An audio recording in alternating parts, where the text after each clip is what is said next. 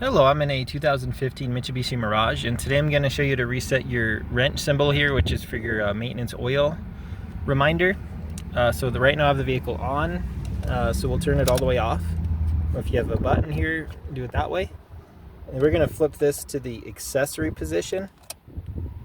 So then at that point you'll see this light back up.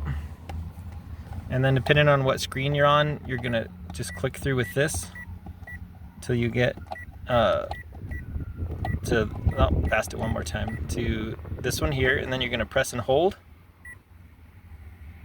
You see it flashing, so you're good. Then we'll click one more time, and then we're at the clear. So you should be all set. And I'll turn the vehicle back off and on just to show you it's reset. See how the symbol's gone though here. So it's off. Got the key out. We'll start it back up. And you're all set. Hope this was helpful and hope you have a wonderful day.